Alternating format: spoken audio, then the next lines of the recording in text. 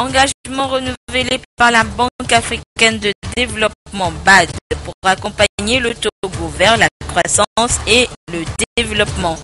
Une promesse réitérée par le nouveau patron de l'institution en escale technique à Lomé, eu égard aux différentes avancées réalisées par notre pays dans les secteurs comme l'emploi des jeunes, la finance inclusive. Les élèves togolais ont repris le chemin des classes depuis plus d'un mois déjà. Plusieurs semaines pour les élèves malheureux aux examens de reprendre du poil de la bête et pour les tout petits de s'accommoder à ce nouvel environnement. Ce soir, petit exercice de psychologie tant chez les apprenants que leurs enseignants. À découvrir tout de suite dans ce journal. Et puis où en sont les chantiers engagés par l'UEMOA pour la mise en place d'un marché commun aux 8 pays de l'espace. La question sera débattue le 6 novembre prochain par les ministres en charge du commerce de ces pays. Mais aujourd'hui, les experts économistes balisent la voie.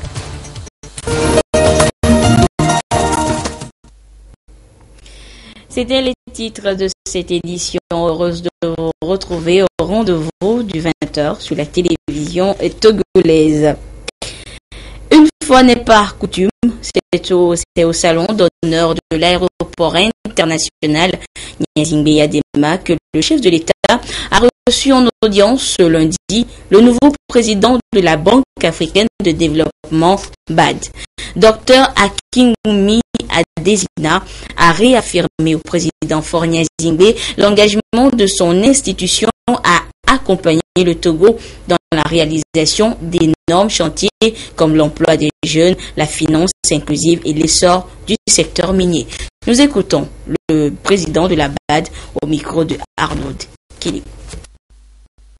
Je suis très content d'être ici au Togo pour rencontrer son Excellence Monsieur le Président. Ça fait ma deuxième fois de rencontrer l'Excellence Monsieur le Président. Je suis vraiment très satisfait de la progrès de l'économie togolaise qui a eu la croissance très impressionnante de 5% depuis 2011. Donc, en tant que le président de la BAD, je suis extrêmement très satisfait de ça. Vous savez que, en tout cas, la BAD aussi travaille en étroite collaboration avec le gouvernement de Togo. Monsieur le Président Gnassingbé lui-même s'occupait de beaucoup de choses que nous faisons ici. Nous avons discuté de notre programme d'ici 2016 jusqu'à 2020. Nous avons abordé beaucoup de choses concernant la situation de l'énergie ici en Togo. Il y a les centres amiques de charbon. Nous avons discuté sur là-dessus. Et l'appui de la Banque africaine de développement pour aider, n'est-ce pas, le Togo pour pouvoir débloquer la potentialité qu'il a pour résoudre ces problèmes. Nous avons discuté aussi concernant l'emploi des jeunes. Parce que vous savez que Monsieur le Président, il a dans son mandat, le nouveau mandat, beaucoup de priorités sur la création de l'emploi pour les jeunes. Et la BAD la Banque africaine de développement vient de financer le Togo avec un financement de 17 millions de dollars pour pouvoir créer d'emplois pour les jeunes ici, qui va servir environ 20 000 jeunes pour leur donner de l'emploi ici, et on va augmenter ça. Nous avons aussi discuté concernant l'appui de la Banque africaine de développement pour le Togo en ce qui concerne l'exploitation de phosphate que vous avez ici dans votre pays. Et nous allons apporter notre soutien financier pour aider le pays pour pouvoir débloquer ça. Nous avons aussi discuté, vous savez que Monsieur le Président, ils font le travail extrêmement très important dans le Nord. Ils voulaient faire les choses concernant le minière, il y a le minerai avec le fer, le manganèse et tout cela. Et la Banque africaine de développement est prête à aider le Togo dans toutes les façons nécessaires pour optimiser toutes les ressources qui est à la disposition de votre pays. Je dois vous dire aussi qu'il y a une chose que je suis vraiment très intéressé ici au Togo, c'est votre fonds inclusif pour les femmes. Ce programme, c'est très, très important parce que c'est un programme qui a été mis en œuvre par Monsieur le Président avec une montant de 12 milliards de francs CFA qui a abouti à beaucoup de résultats très intéressants. Moi, je viens d'annoncer que la Banque africaine de développement va mettre en place un fonds qui va avoir un effet de levier de 3 milliards de dollars pour toutes les femmes en Afrique, soit les paysannes et les femmes qui font les entreprises et tout ça là, qui va aussi bénéficier beaucoup de Togo. Donc nous allons apporter beaucoup de soutien pour ce fonds national inclusif que vous avez ici au Togo. En tout cas, je suis extrêmement satisfait. Que de bonnes notes et de bonnes nouvelles donc pour le Togo, résolument lancé sur la voie de l'émergence économique et de la bonne gouvernance. Et après ces félicitations et promesses, le patron de la BAD a suivi quelques officiels togolais, allaient lui faire découvrir l'autre prouesse que réalise notre pays, la nouvelle aérogare en finition. Arnaud Kilio pour la visite guidée. La Banque africaine de développement, la BAD, renouvelle son engagement à accompagner les autorités togolaises dans leur volonté de construire un Togo émergent. Le président de cette institution, Hakim Wumi Adesina, quelques heures après son entretien avec le chef de l'État, Faure Sozumana Singbe, s'est rendu à la nouvelle aérogare de Lomé où il a pu constater de visu la modernité, la beauté et l'architecture séduisante de cet aéroport. Les choses que j'ai vues ici m'avaient beaucoup impressionné. Je crois que dans ces régions ici de CEDEAO, je n'ai pas encore vu aucun aéroport comme ça. C'était extrêmement bien construit, la qualité était excellente. Et aussi le nombre de passagers qui peuvent passer ici, c'est énorme. Ça veut dire que c'est environ de 3 millions de passagers par an. Et avec le système de bagages qui peut faire à 50 000 tonnes de choses, c'est extrêmement bien passé. Au niveau de la sécurité, c'était bien fait.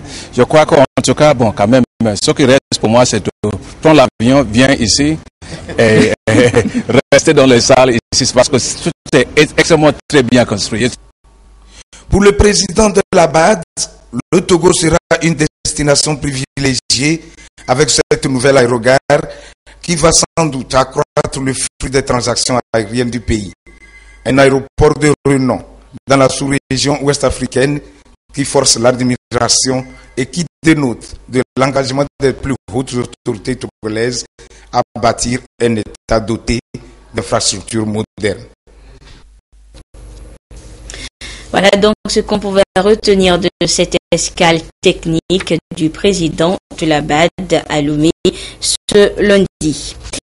À noter également dans l'actualité au courrier départ du chef de l'État ce message de compassion adressé par son Excellence Faure Sozimana Singbe à son homologue russe Vladimir Poutine. Dans son message, le chef de l'État s'est dit avoir été consterné par la nouvelle du crash de l'Airbus de la compagnie russe Metrojet dans le Sinaï le samedi 31 octobre dernier, provoquant la mort de nombreux ressortissants russes. Et dans ces circonstances particulièrement tragiques qui endeuillent la nation russe, le chef de l'État a tenu à adresser en son nom et en celui du peuple et du gouvernement togolais ses condoléances les plus attristées, tout en priant son homologue russe d'être également l'interprète de ses sentiments de compassion auprès auprès des familles et proches des victimes. Et parlons justement de ce crash, notez que les enquêteurs ont démarré l'examen des boîtes noires de l'Airbus ce lundi. Nous reviendrons plus en détail sur cette actualité dans le courant de cette édition. Cérémonie de passation de commandement au camp Améi de Kara. Elle concerne l'état-major de la 2e région militaire. Désormais, cette région a à sa tête le colonel Pacha Sogoyou, qui a été installé dans ses fonctions par le chef d'état-major général des forces armées togolaises. Le compte rendu de la cérémonie depuis Kara de Nestor. Le 16 octobre 2015, un changement est intervenu au sommet de la 2e région militaire. Le colonel Bayakde Oukwakwabia, admis à faire valoir ses droits à la retraite, a été remplacé par le colonel Pacha Sogoyo. Le drapeau, symbole du commandement, a été remis au nouveau chef de la 2e région militaire par le chef d'état-major général des forces armées togolaises.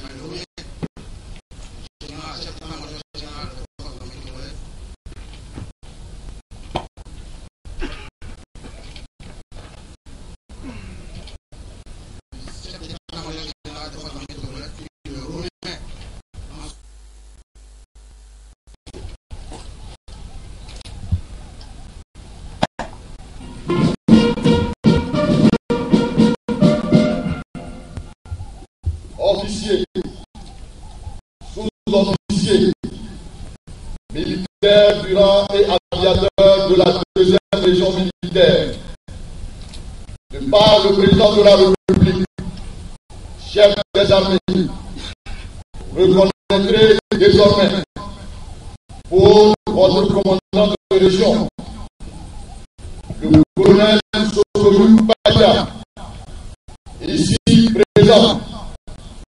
Vous lui obéirez en tout ce qu'il vous commandera pour le bien des services, l'exécution des règlements militaires, l'observation des lois et le succès des armes du Togo.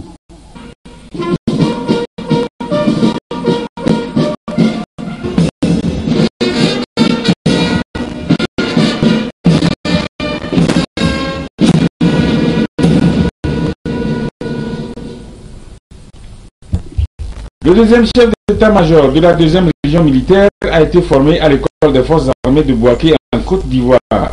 Il a suivi avec succès tous les stages militaires inhérents à l'évolution de son grade. De 1994 à 1998, le colonel Sogoyo a commandé le centre d'entraînement des troupes aéroportées CETAP. De 2009 à 2011, il a dirigé l'école de formation des officiers des forces armées togolaises EFOFAT. Avant sa nomination à la tête de la 2e région militaire, il était le chef de corps du RPC, régiment parachutiste commando de Kara. Né de la refondation des forces armées togolaises, entreprise par le président de la République, les régions militaires sont appelées à contribuer au renforcement des capacités de gestion de crise et à l'optimisation de la réaction face aux situations d'urgence, en soutien, en accompagnement ou en complément de l'action civile de l'État.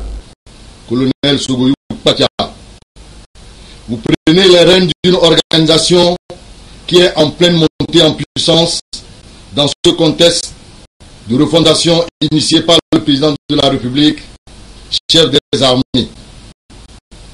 Les attentes et les défis sécuritaires qui vous attendent sont immenses.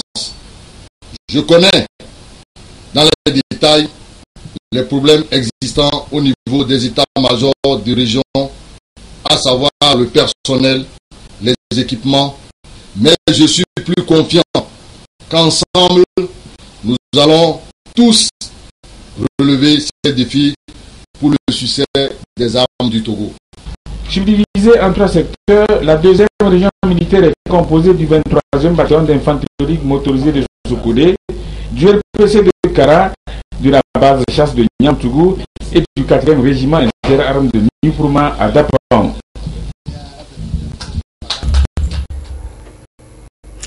Sécurité toujours, 2 navires militaires britanniques sont arrivés au port autonome de Lomé ce matin. En tournée depuis mars dernier dans le golfe de Guinée, ils ont accosté à Lomé venant du Nigeria. Leur mission, œuvrer au renforcement des capacités des marins des différents pays du golfe en matière de sécurité maritime. Le compte rendu avec Komo Poyote.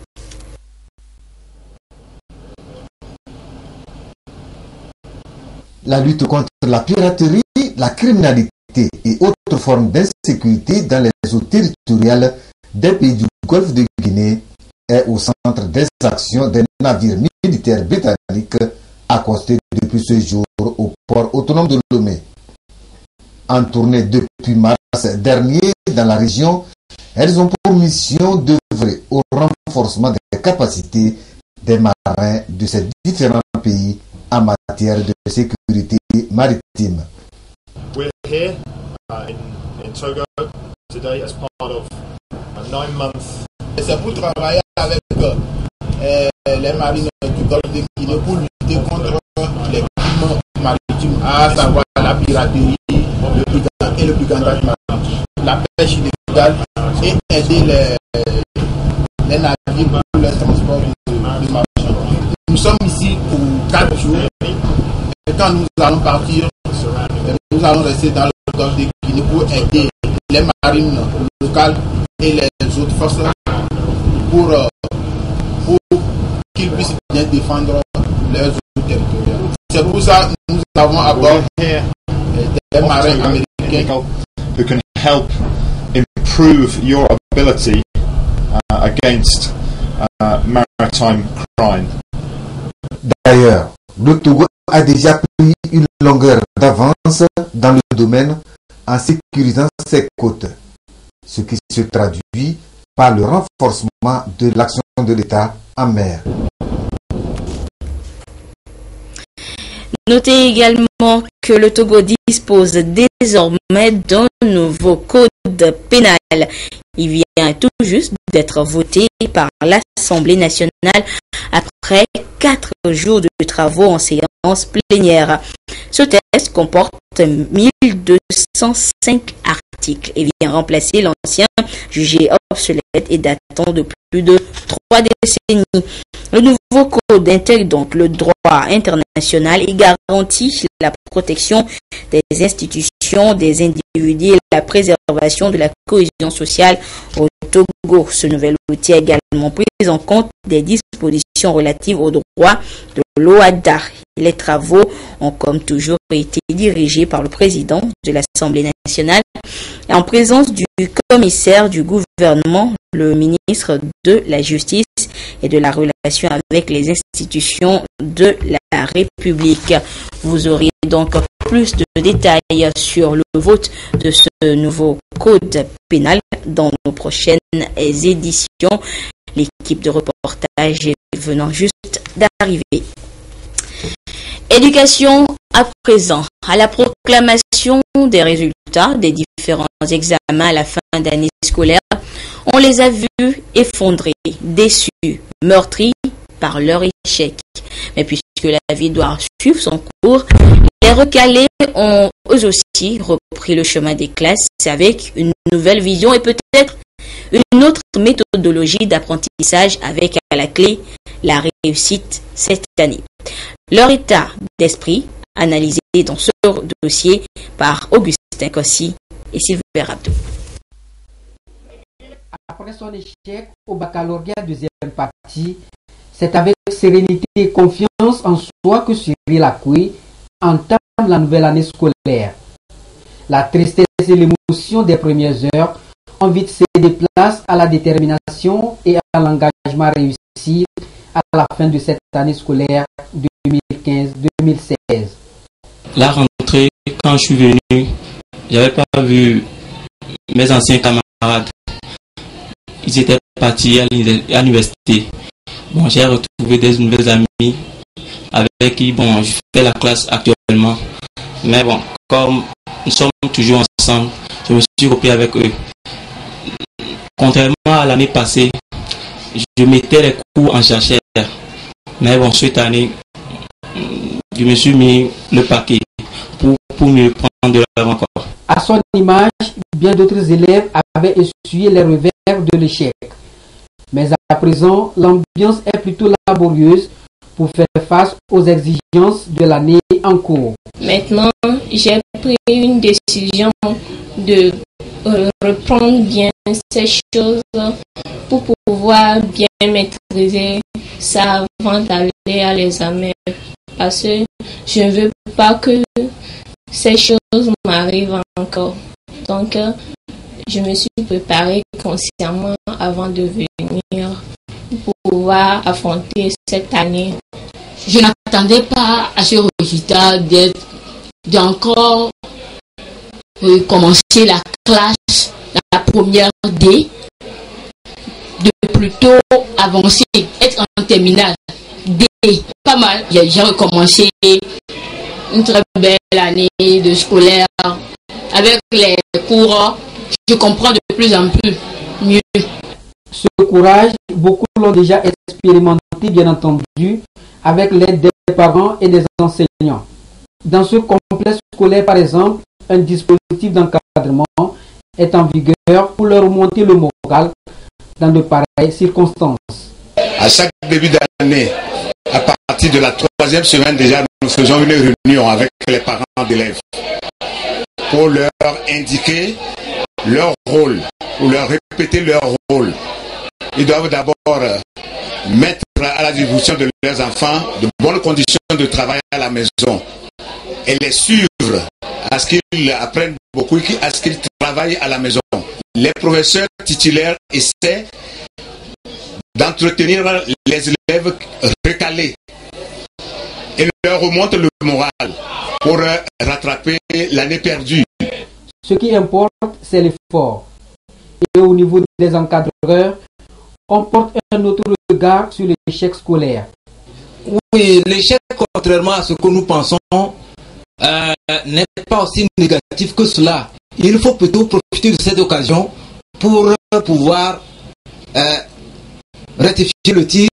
Déjà, il a fait l'autocritique et il s'est rendu compte de ce qui est la base de son échec. Et ayant donc diagnostiqué ce qui a causé son échec, il doit se remettre au travail à son niveau personnel, programmer tout ce qu'il doit faire. Il y a pire que l'échec, dit-on, c'est de n'avoir pas réessayé. Mais en réessayant, l'on ne doit plus tomber dans les mêmes erreurs qu'il faut impérativement corriger pour être à l'abri de toute éventualité. Une meilleure ambiance à l'école pour la réussite des élèves transite par le partenariat entre les apprenants et leurs enseignants. Des enseignants accessibles, des élèves assidus et disciplinés, un cocktail que les éducateurs élaborent à chaque rentrée scolaire. Après plus d'un mois de cours, quelle ambiance règne donc dans nos différentes écoles? La réponse avec Eric Dianipo et Esther.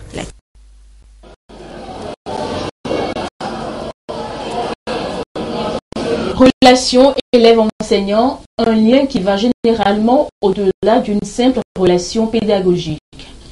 Quelle devra être la nature de cette relation?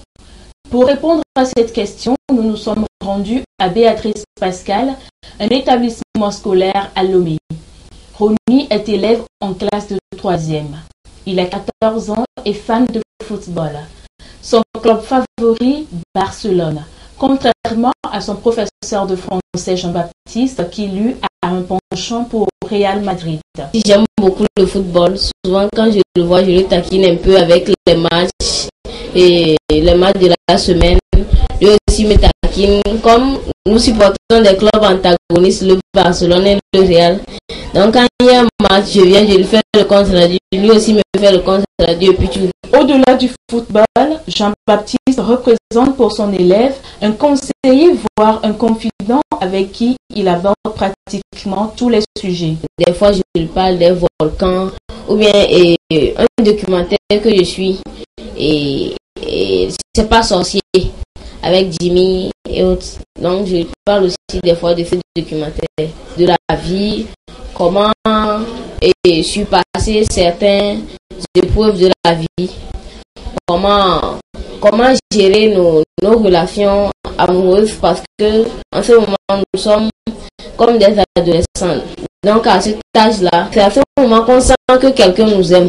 Donc il nous parle comment gérer ça pour ne pas après avoir des risques d'accident, peut-être des grossesses précoces ou bien le VIH/SIDA. C'est un professeur, il n'est pas un professeur très sévère comme ça, mais il aime parler avec les élèves, il aime connaître les sentiments, il nous parle de tout dans la vie. Mi-gentil, mi-sévère, c'est également l'adjectif avec lequel Fortuné et ses 3 camarades de classe, Gloria, Déborah et Vicentia, qualifient leur professeur. Je m'entends très bien avec mon professeur parce qu'il est très gentil avec nous. Oui, des fois il est trop sévère même avec nous. Quand il rentre en classe, il a la mine serrée, il ne parle pas, il fait le cours, bien il prend notre cahier de dictée. Quand nous ne faisons pas les dictées, il nous tape. Il peut nous conseiller de temps en temps parce que nous sommes de jeunes filles, nous sommes dans la vie. À notre âge de puberté, on doit avoir des conseils venant des maîtres, de nos parents. Je pense que ça contribue à notre avenir. Parfois il est sévère envers nous et parfois il est gentil. Ça dépend de ce que nous avons fait. Bon, je trouve que c'est un bon prof. Pour moi, en tout cas, c'est un bon prof parce que il est parfois un peu dur. Il nous motive, parfois il nous encourage à continuer. Jean-Baptiste est conscient qu'une bonne relation élève-enseignant facilite l'apprentissage, stimule la confiance et permet à l'enfant de mieux réussir et évite très souvent l'indiscipline. Le professeur, il est tenu d'éduquer l'élève et l'élève est tenu de recevoir cette éducation auprès du professeur. C'est la première relation qu'il doit y avoir. Mais au-delà de cette relation, il doit y avoir des relations de parents. Je dis relations de parents entre élèves et professeur. Pourquoi? Parce que les élèves qui sont confiés au professeur sont des enfants. Avant toute chose, c'est des enfants. Et le professeur doit les considérer comme étant ses enfants. Je dis ceci pourquoi? Parce que quand je me rappelle des relations que nous avons eues avec nos enseignants dans les années 60 et 80, où il y avait une grosse barrière entre le professeur et l'élève. Pour l'élève en ces moments-là, le professeur c'était pratiquement un dieu. C'était celui qu'on devait craindre partout, même dans son sommeil, on devait avoir peur de lui. Ce n'est plus le cas maintenant. Nous entretenons avec nos élèves des relations de scolarisés et puis des relations de famille. La satisfaction professionnelle d'un enseignant est liée à la qualité de ses relations avec ses élèves. Une relation qui se construit à deux et chacun a souvent sa part de responsabilité. Les difficultés ne manquent pas et les causes sont souvent multiples et reposent autant sur les attitudes et conduites des élèves que celles des enseignants. Ces derniers doivent prendre conscience de leur pouvoir d'influence au lieu de sous-estimer l'effet de leur personne et surestimer la transmission de leurs connaissances. Ils doivent faire de leurs élèves des citoyens accomplis. Et toujours pour la réussite de cette année scolaire, le gouvernement compte sur l'appui de plusieurs de ses partenaires, au nombre desquels l'ambassade de Chine qui vient d'offrir un important lot de tables, bancs et de fournitures scolaires aux élèves de la région des Plateaux. La correspondance de Yves Agbivivi et de Carmen Madjé à Kakbo. Ils sont heureux, ces élèves, et pour cause, ils ont bénéficié d'un lot de matériel composé de centaines de tables, bancs et d'articles scolaires. Le don, offert par l'ambassade de la République populaire de Chine au Togo, a été réceptionné par le préfet de l'Anié Ouro Agoro et Zula Balabawi, qui a exprimé la reconnaissance des bénéficiaires et invité le donateur à s'intéresser davantage à la préfecture de l'Anié, vaste selon lui de 2004 km².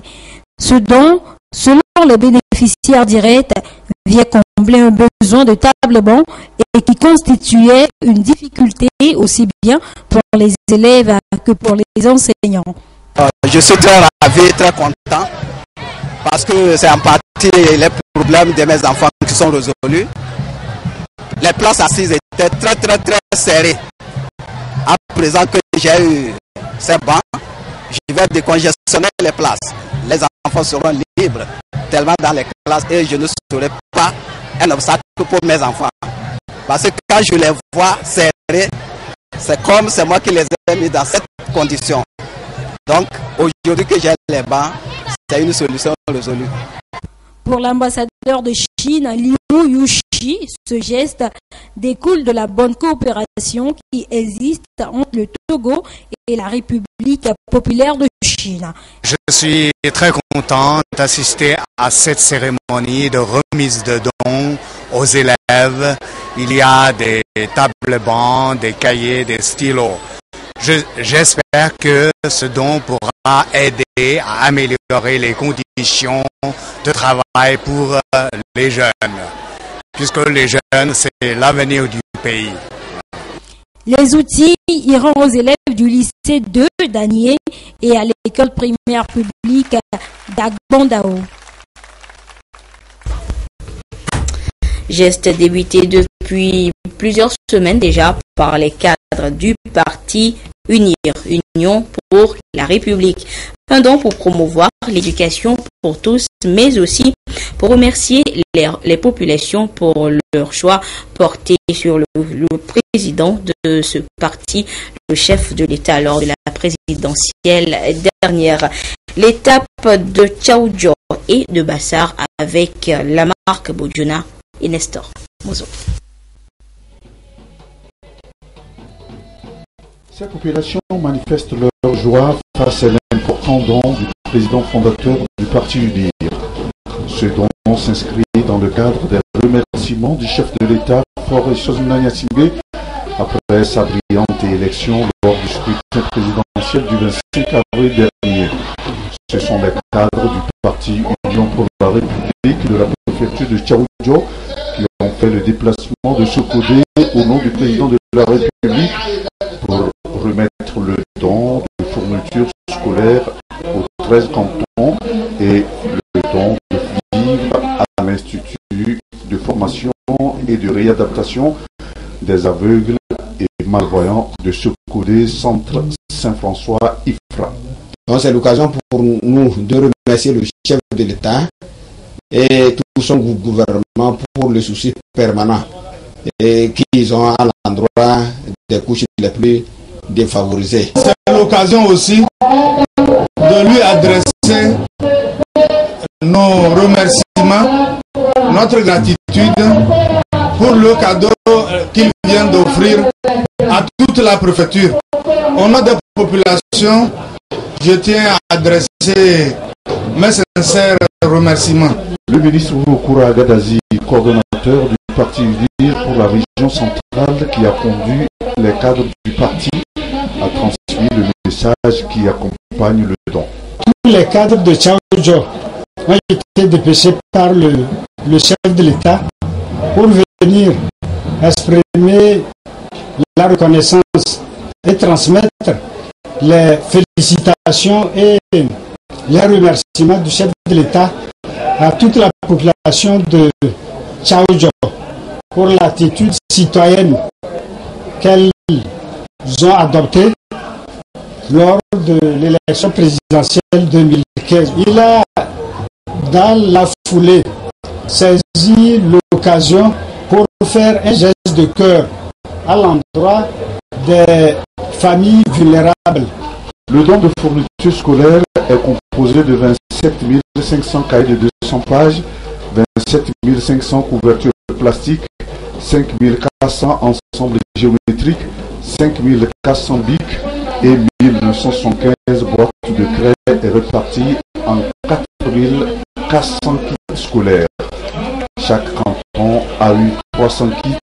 1500 kits sont destinés à la commune de Sokodé.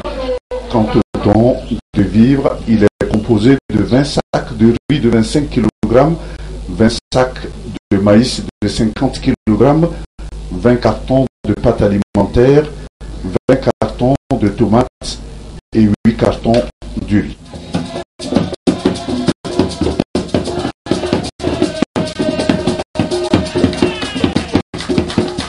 Dans la préfecture de Bassa, le parti Union pour la République y est fortement implanté. À l'élection présidentielle du 25 avril dernier, le candidat de UNIR a recueilli plus de 85% des voix. Les militants se sont donc fortement mobilisés, contribuant ainsi à la victoire du Fort Ressources Nyazibé à ce scrutin. En reconnaissance à cette mobilisation, les cadres de la section Bassa du parti UNIR ont décidé de retourner vers les acteurs de cette victoire pour leur témoigner leur gratitude. Nous qui avions donc collaboré avec les populations, il était un devoir pour nous de venir transmettre à ces populations le message du chef de l'État, le président Faure, à savoir ses remerciements pour les comportements des populations pendant la campagne électorale et pendant le scrutin. Ces félicitations pour le civisme et surtout ces remerciements pour le vote massif que les populations ont fait pour lui permettre donc d'avoir cette victoire éclatante que nous avons enregistrée. Les orateurs ont expliqué aux militants la politique du président de la République, une politique tournée vers les actions sociales pour réduire la pauvreté et une politique orientée aussi vers la construction des infrastructures pour s'inscrire dans la dynamique du développement.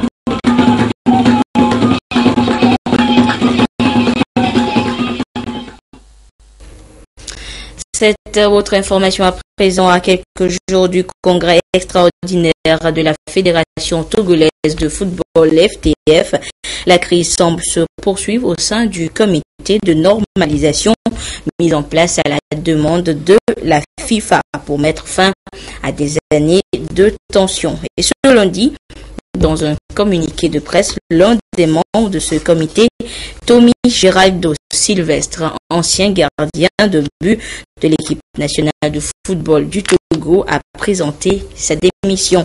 Ce dernier dénonce ainsi pêle-mêle le manque de transparence et l'opacité de la gestion au sein du comité. La promotion de la femme, des enfants et du développement à la base, telle sera la mission de la nouvelle présidente du Soroptimiste Club Lomé Aurore, une association féminine à dimension internationale qui œuvre depuis plus de 25 ans pour le bien-être et le mieux-être des femmes et des enfants. Le compte rendu avec Nathalie Panegui. Émilie Abopania, en recevant la chaîne et le maillet, prend désormais en charge la présidence de Soroptimiste Club Lomé Aurore, une filiale de Soroptimiste International. Ce mandat de 2 ans est placé sous le thème « La promotion de la femme, de l'éducation et du développement à la base ». Des engagements qui s'inscrivent dans les préoccupations de Soroptimiste International, à savoir comprendre, défendre et entreprendre pour améliorer les conditions de vie des femmes et des enfants à travers le monde. Soroptimiste, un club a construit un centre des orphelinats. Et il y a beaucoup des orphelins qui sont dans cet orphelinat. Le club supporte ces enfants. Et nous voulons aussi avoir d'autres projets et la formation des filles. Vous savez, beaucoup de filles n'arrivent pas à terminer leurs études. Quand je les vois, je veux vraiment, au cours de mon mandat, si nous trouvons des sponsors, nous allons construire un centre de formation pour les jeunes filles. En fin de mandat, la présidente sortante dresse ici le bilan de 2 années d'activité. L'on enregistre 70% de réussite des apprenantes adultes au CEPD et une apprenante en classe de 3e cette année. L'achat de couveuses et de médicaments aux bébés prématurés du CHU Sylvanus Olympio, des lits pour les mamans, du matériel de travail aux femmes maraîchères et l'électrification de leur potager, l'assistance aux personnes souffrant des affections mentales de l'hôpital psychiatrique de Zébé. Créé le 10 novembre 1990, Soroptimist Club Lomé Aurore s'apprête donc à fêter son jubilé d'argent. Présente dans 105 pays, Soroptimist International compte 1200 clubs.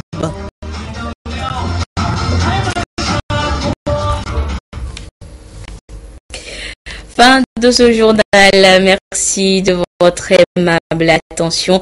À 22h30, vous serez en compagnie de Edem Soussoupo pour la dernière édition du journal. Mais d'ici là, restez fidèles au programme de la mère des télévisions. Au revoir.